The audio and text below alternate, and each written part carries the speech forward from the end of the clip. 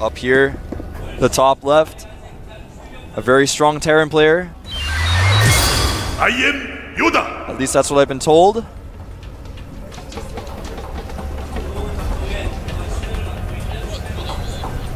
And he's in a black uniform, so I'm sure that's going to give him good luck. On the right side of the map, his opponent. SC for you. Neither of these players really need much of an intro because they're so good. Obviously, they're the ace players. Yoda, someone I don't know a whole lot about, but he qualified for Code A. He's really good. I've heard a lot about him. I've heard he's a really strong player. A lot of FXO players play him on the ladder, talk about him. So I know he's definitely a top player. And to be the ace player it's an honor. It means that he's definitely a top player. So that in itself is all the intro he really needs. And of course, if you guys haven't watched Star Wars and don't know who Yoda is, the character in Yoda, I won't even tell you anything about him. You should watch Star Wars. Why haven't you watched Star Wars yet? What's wrong with you? I mean, earlier, George was telling me all these movies I should watch, but if you haven't seen Star Wars, only you've 4, probably 5, been and avoiding 6. it. The other ones don't waste your time. We'll have a discussion about that later. I think that they're okay. The 1, 2, and 3. Oh God, they're not as good, but we'll have a discussion about this later, maybe after at dinner or something, back at the GOM house. Because if we have this discussion now, we're not going to commentate any of the games. The game's going to end. We're going to be on camera, like punching each other. Yeah, I'd be fighting. I was about to say we should probably choose a location that's not on a floor above 3. Otherwise, I might throw you out a window. All right, so right now, SC is actually going for a 1 barracks expand, whereas his opponent got a normally timed gas. And so it's looking like SC, he's going to try to expand early, whereas his opponent's going to have a lot of options to pressure him. It's not a fast gas, so it's not going to be super fast Cloak Banshees. In fact, it might not be any sort of Banshee or Hellion tech at all. They're both playing about even. Almost everything they're doing is the same. Yoda choosing to wall in while SE is playing a bit more inside his base. He's also placing his supply depot in a way that he can be able to scout drops later on. That's true. And there's the factory going down for Yoda. Get a shot of it in a minute. And speaking of shots of things, this SCV just got shot. And you guys got a shot of it. Didn't get in there, didn't see anything. Knows where his opponent is, but that is all he knows. Second command center coming down for SC Foyu. He is also going to drop down 2 refiners at the same exact time. It's a pretty standard build. Get some gas a little bit later, but then it's going to give him that second command center, so he's going to get more mules, more scans, and more SCVs. That's assuming true. he can survive the early banshee pressure if that's what Yoda chooses to do. No, Yoda did make a pretty quick second gas, so I'm thinking he may actually decide to go for Banshees. He can go for Banshees with this. It's not a fast second gas, so he's probably not going to be going for a fast cloak. But even in a situation like this, you can get that Banshee out there and force SC to stay on 1 base, even though he does have 2 command centers. Yeah, he doesn't really know that his opponent doesn't have gas, or rather didn't open up with gas. He doesn't really know his opponent's expanding. That Banshee can give him a lot of good scouting information if he decides to use it, but he is making a Hellion right off the bat, and we'll find out if he's going to make a Tech Lab now. And indeed he is. That Hellion doesn't really indicate that he's going to go pre-igniter Hellions. There's a shot of our tower in the middle. There's a little timer on it. You guys see maybe if he clicks on it. But when that tower blows up, it means that you can no longer use it for... It's actually, I think the reason they implemented it was for TVT, so you can no longer kind of control the middle of the map with your tanks after that stage. Yeah, in a lot of those maps, if you did control the watchtowers early on and just left tanks there, it was very, very hard to take those positions. Yep, and here comes the units up the ramp. And there's way too many Marines here, and Yoda gonna lose a lot. That's a big mistake from Yoda there. You really can't lose that many units early on in the game. However, he does have the Banshee coming out with Cloak.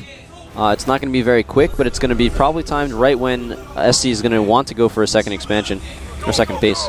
And a scan does see the starport, but he does not see the Cloak research. He can assume it, but even so, it's not a very good thing to assume. Now, as far as tech goes for SC, he's just now getting his starport. Doesn't have stim, so it's going to be very difficult to deal with Banshees in general, even if they didn't have Cloak, because regular Marines just do so poorly against Banshees if they're controlled properly. And he doesn't have a Viking, he's not going to have one for a while, and that's going to make it really rough on him. And right now, it looks like SC is going to move out with his Marines. The Banshee just skirting around the base, looking for the exact opening that he wants to take. There's no expansion up quite yet. The Xel'Naga Tower also did just explode. It was quite glorious. Unfortunately, we didn't get a shot of it. This Banshee moving in, able to take down a few SCVs. It's exactly what he needs to be doing right now to be able to get back in this game. The SCVs are going to come back quite quickly, but he's able to 8 kills, I think that is right now. 7 kills, 8 kills. And he hasn't even used that cloak yet. Now cloak is just finished. He can cloak. He's going to force a scan with it. He's not going to be able to do too much damage.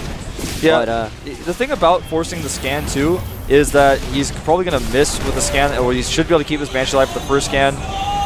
Maybe not. Just wow, barely. That was beautiful by Yoda. And now he can come back and he forces another scan. That's basically almost 600 minerals lost in implicit cost there, and using a mule, or a scan rather than a mule. Opportunity cost. Yeah. I don't know why I said implicit. And it looks like this Banshee, this time, will she fall? This one will fall, but it did take 2 scans to take it out. Yeah, and then he can bring the other one back in if he wants to. However, it has moved back across the map somewhere. Oh, there we go. It's in the lower right of the map. It should be able to come back into the fight once it's built up enough energy to be able to get a long scanning or long cloak again. Also, that allowed Yoda to be able to take a second base.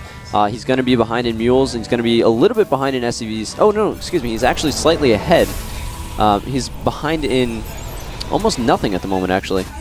Yeah, that harassment did quite well for Yoda. And now that he has his expansion up and running, he's actually mining from it, rather than his opponent, who's kind of just making SCVs out of his, who's not really secure about moving his command center. He's got that insecure command center that just doesn't want to float down to the natural. And, you know, Yoda has got the better SCV count. He's starting to get the tank count up there. His siege mode just finished, whereas his opponent doesn't really have much of an army. And this is really, really good for Yoda. He is moving his army in. He's going to be able to siege up the natural of SC and just be able to hold him in that position. There is a larger air force out for SC, so maybe if this battle goes for quite a while, he will be able to use that to his advantage. But for now, it's going to keep him on one mining base, and that's going to give Yoda a huge lead for a little while. Yeah, in fact, if he just sieges up outside and spreads his units well, it's going to be very difficult for SC to even want to try to break down the ramp. This Banshee is going to be quite helpful. Does take out that Hellion with her. And the SCV comes out to scout, sees the entire army outside the base. We can get a shot of it. So yeah, back in the base of Yoda, as you guys just saw, he's added more production facilities. He's adding a lot of bio to support his forces, wants to supplement those tanks. And yeah. I think he decided to back away. I think that's maybe what I was going to say. He decided to back away and go home. I think that's smart, because if you get caught in a weird spot and you lose all your army, it's not worth it. So he's just doing a soft contain. Yeah, if you were to stay up really close to the natural of SC, the problem is that the reinforcements from SC are immediately right there. It also, because there's Banshees out, he did see that Banshee come, he does need to keep units at home as well, so he can't even bring his reinforcements immediately over to the front. Exactly. And after a few waves of units, he's going to be really far behind. And if you're in a fight like that with Terran versus Terran, you can just get annihilated without your opponent losing much at all. Not a situation you want to be in. So we do have the Banshee doing a little bit of harassment damage on the natural, taking out a few SCVs, but the Viking does come in, the Marines come in, it's going to force it to go away. Yep. There is no cloak on this Banshee, so it's not going to be able to do nearly as much damage as Yoda's Banshees did earlier in the game. He is really persistently chasing that Banshee too, but she will escape. Right now, supply-wise, it's 99 supply for Yoda to 86 supply for SC. SC going to try to move around here, maybe siege up and hit these production facilities. I like that. He's seen where they are. He knows exactly where he can siege up, and he should go up and siege up next to that cliff, but he's actually going to do the opposite.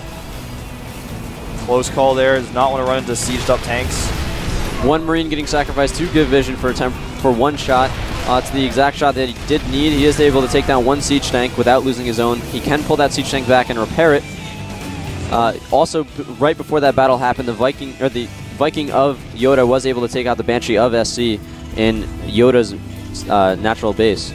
I'm actually really surprised that we didn't see SC try to siege up and hit the factory. He could hit the barracks, the factory, and the starport all from one location if he had sieged his tanks up there. But instead he got really nervous, or maybe that wasn't his original plan with that move out. But even so, it wasn't a huge blunder for him to lose. He didn't lose that many units, just lost a tank. Yeah, it would have been really nice to be able to do that damage, which is almost exactly what we're seeing here from Yoda. However, SC would have been in a slightly better position in that fight. The drop is going to be on the high ground, so he's going to get Marines up there. However, there's going to be a tank to be able to zone them out a little bit, but 2 waves of medevac Marines is going to be able to do a lot of damage to these supply depots and put them on a supply lock for a little bit. The siege tanks are also able to shell the high grounds. Yep, and tanks battling it out, scans going down on both sides. Neither player can really see their opponent's tanks, and these Marines doing so much damage, taking out supply depots left and right. The dropship may go down to a Viking, but just doing so much damage here, and his opponent can't chase these Marines down because he'll just fall back to the siege tanks. It looks like he will end up finally cleaning that up. SC with a bit of miss micro there. He forced his first line of Marines to shoot, which prevented the Marines from behind from fighting, so he lost a bit more units than he really needed to. Yoda realizing that that attack was exactly what he needed and just backing off, not pushing his luck quite yet. And he's going to set up a sensor tower so he can make sure that he doesn't die to any sort of drops from SC. Yeah, he actually left a tank behind and just got a shot of it there for a second. He has added one factory, so he's gone up to 2 factories. That's something that SC just hasn't really been able to afford quite yet. And this positioning is looking really good for Yoda. He's about 40 supply ahead. He's actually going to maybe try to break through the front here. He loses 2 tanks immediately. The third one goes down in the next volley. A lot of the Marines are fighting in here. If he's able to take out this Marine force, he is going to be able to push in to take out the natural of SC. All the tanks are gone. He still does have a good number of Marines here. He's going to drop a few auto turrets. They're going to be able to shoot and absorb fire at the same time. And this is really looking good for Yoda. Yeah, he did a lot of damage with that initial attack. He split his Marines quite well before that fight, and now he's in such great shape. He traded armies really, really well. Oh, just got a shot of a dropship full of units running to their death. And now actually it looks like SC is going to drop units on top of these siege tanks, and that's really quite nice effective move. The Marines of Yoda were out of position, so he did lose 2 siege tanks there for almost nothing. Really exactly what SC needed to do. But the Vikings and the reinforcements from Yoda come in to push this force back a little bit and retake the position. Yeah, he's going to scan here. He's going to want to be careful because there are a lot of Marauders. He doesn't want his tanks to get caught out of position. And really, he's just trying to get in range so that he can be able to take down this command center a little bit. Once he gets able to damage it, that's when he really starts to gain the lead. Exactly. And now he can do almost whatever he wants from here. He can make his own 3rd command center. A lot of Marines running too far forward here. Got to be very careful with those Vikings. Those Marines did help the Vikings of SC to get a little extra damage on the Vikings of Yoda, though, so he did force Yoda to move back with his Vikings. However, we do have a drop coming around from the backside onto SC, and maybe Yoda can be able to take out the supply of SC and force the reinforcements to slow down a little bit. Yeah, maybe so. I think you're right. This is actually going to be really difficult for SC to deal with because he moves too many units from his natural, then he can of course lose that position that he has. And the tanks are already sieged up in his main. He's going to kill a lot here. Siege tanks getting a lot of volleys off on that bio. This will be cleaned up, but it did so much damage. And meanwhile, it looks like we are going to have a push here in the middle at the front of the natural. Marines stimming and running in. Tanks sieging up as well, and this may be the end for SC. Yeah, he has lost his drop. Oh, the SCV is running around, siege tanks shooting at them. He's going to be able to clean up this fight, but he's not going to have enough SCVs. He is down to only 6 SCVs compared to 60, and a 10th of the SCVs is not really what you want to be doing in this situation. He does know that he's really far behind and is going to go for an all-in right now. It's now or never, but I think it's going to be never. Yeah, it's looking pretty bad, Torch. Right now, SC is going to move across the map with this last ditch attempt, like you said, the last all-in to try to end this game. Now or never. Just doesn't have enough though. Sieging up. He does catch that tank with some of his Marauders and pulls back to his own siege tank, but there just may be too many units. Is this going to be the end of FoYu? GG! So IM takes the first GSTL Venus match of their league. They are up now. They beat FoYu 4-3. Yeah. It was a pretty close series. I don't think anyone expected it to be this close. Yeah, that was a very nice fight by FoYu. SC did an extremely nice job. Almost took it back, but Yoda was able to defeat him in this final game. See, knock, knock, knock. It's coming. Oh, he gave I didn't quite see it. Over the throat thing. Oh. So, nicely done by Yoda. I was impressed by his play. He did a good job. He showed his decision making was quite strong. His Banshee control was good. Saved a lot of those Banshees in the initial part of that game. Did a little bit of economic damage, and his decision making through the mid game was quite good. Yeah, I think if SC had placed his scans a little bit better and defended against those Banshees a little bit in a little bit of a better way, then he would have been able to maintain his economic lead early on, and that would have changed the game completely. It's interesting to see how a slight little micro advantage can change the tide of a game quite quickly. That's true. There's Choya in there trying to calm SC down. Choya actually is my favorite coach. I think he does so much for his team. He is very, very supportive. He comes to every single time a FOU player plays. He comes and cheers them on. And a lot of coaches do that, but I watch Choya, and I feel like he just really cares. I'm not saying the other coaches are bad. I'm just saying he's my favorite. He shows a lot of personality. He's really young, and he's a player himself, and I really, really like him as a coach. Yeah, and I think in the foreign community, the coach role is really underappreciated. It's something that the Koreans, every single Korean team has at least one coach. Most of them have 2 or 3. And to be able to focus on the mentality of your players and to be able to give them the individual attention that they really need can really help them elevate their gameplay. Exactly. I mean, it's part of my job on FXO. Yep. I have a lot of experience coaching, so You're going to have to work hard this next week to get them ready for next week. I actually wish I were with the team right now talking about what happened today, but I'll be with them soon. And, part of a coach's role is not just to watch and tell people what to do. It's you've got to yourself coach yourself through your coaching. You got to be like, oh, I'm doing this wrong. That's why it's good to have another coach sometimes. I should be telling the players this, or I should be more positive, or maybe I'm being a little bit too nice, and I should be, you have to learn as a coach your team. So have a few more anti-rage donuts. Yeah, sometimes you got to give your team donuts when everyone's frustrated. Sometimes you got to have a team meeting because someone didn't put their socks away. Uh-oh. That didn't actually happen. But sometimes that kind of thing can happen. Yeah. So here's the results from today. SC almost bringing it back for FOU, but ending it 4-3. Happy doing a very nice job for IM. Yeah, Happy really impressed me. I hadn't seen him at all before, I don't think. I'd heard of him, but hadn't really seen him, but he really did impress me. Younghwa did not disappoint either. Maybe playing a little bit too passive, though, towards the later stages of that game. And the great thing about the GSTL is we are able to see a lot of these players that don't necessarily get the spotlight in GSL. Yeah.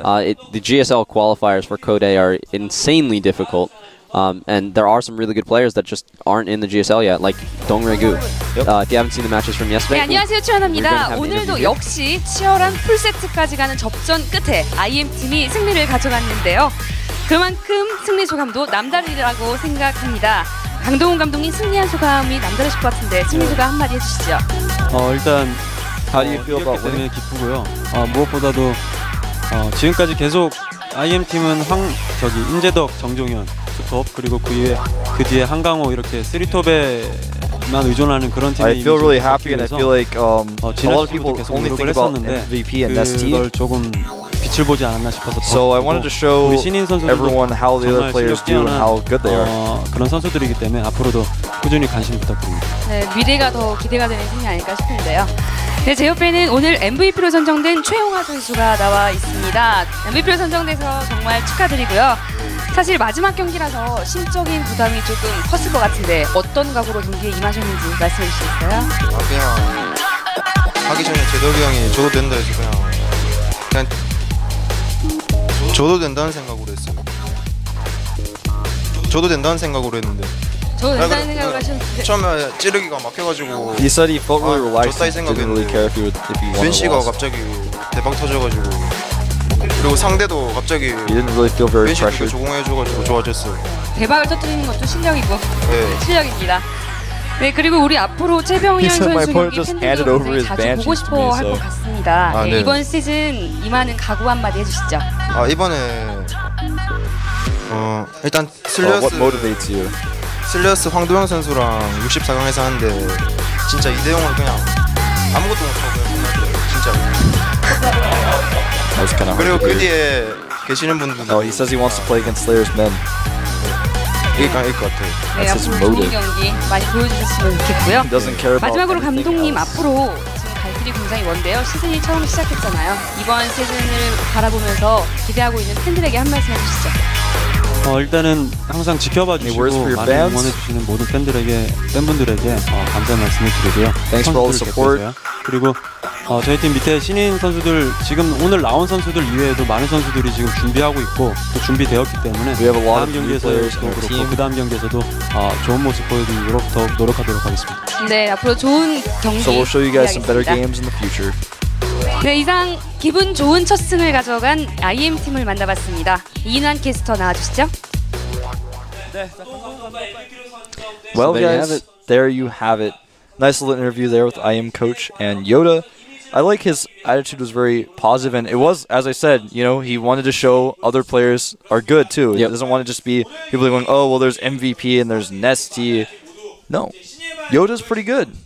I like that choice, and I know it's kind of probably frustrating actually for Nesty and MVP if they wanted to play, they wanted to show themselves, but they're kind of the older veteran players. Both Nesty and MVP are former StarCraft 1 players, and they've kind of had they've had a little taste of spotlight. They have a lot of experience going in the booth and being there, so it's great to put a player out like Yoda. Although Yoda was just kind of like, I don't really care about anything. I just want to play against Slayer. I just want to play Min, even though like, they're hey, not can you even play? in the And he same was group. like, well, that's not Min in that other booth. I don't want to play. They trick him and like put a little cutout of Min in there. So, But I wonder where that came from. I don't know if they have a rivalry. yeah, or something. I'm actually gonna look that up later. Maybe someone on Twitter knows, and they'll message me. Oh, where are they gonna message you at? FXO Wolf. Ooh, Where'd they message you at if they had to say anything to you? probably message FXO Wolf and tell him to get at me, and I'll answer the question. You can follow him at Torch Gaming. He's being modest. You can also follow GomTV at GomTV. Should definitely recommend doing that. Also, definitely check out gomtv.net. And Yeah, so this was the first day of the GSTL Venus. It was very exciting matches. This is going to be a 10-week league, and then after that there will be a 3-week playoff. and So look at that down there. The Code A and Code S will be next week as well, so don't forget about those. And for next week only, Code A will also be in the morning slot, which is starting at 1:10 p.m. Korean Standard Time. That's 12:10 a.m. Yeah, so it's not Eastern that late Standard for you Time. guys in the U.S. on the East Coast. Yep. And if you're on the West Coast, it's really not that late. You can eat dinner while you watch it. If you're in Europe, sorry. Yeah, well, you guys There's had the better VODs. end of the stick. You guys had the better end of the stick some of the other times, so Yeah. now it's your turn to just kind of stay up super late. But we are trying to work on that. There are a few solutions that are being toyed with, and we are going to Don't continue worry. to try to bring you We're better and listening better. to what you guys have to say here at the GSL. And the GSTL. And the Code A and the Code S and the Super Tournament. Ooh. All right. I listen to everything you guys say, and the people above me listen to everything you guys say. Seriously, it does get communicated to us. As long as you're talking about it, people know. And they know very much, and they are trying to fix everything. However, it does take time. All right, so next Thursday at 6:10 Korean Standard Time, we've got TSL versus Prime. That's going to be the Jupiter match. Thursday is the Jupiter match. That's why it's called Jupiter. And if you guys want to see any of the in-depth schedules, go to gomtv.net. It should all be there under the GSTL page. Yep. GSTL Season 1, the GSTL February, March, May were all the preseasons where there were more tournaments instead of a Right. league. So this is the start of the true StarCraft 2 Team League. Yeah, this is the real GSTL. The other ones were fun. They're a prerequisite, but this is like Pro League. This goes on for a while. Teams play against each other in different groups. Then we go to playoffs. But anyway, I'll see you guys next time. It's been fun working with you, Torch, and have a great weekend.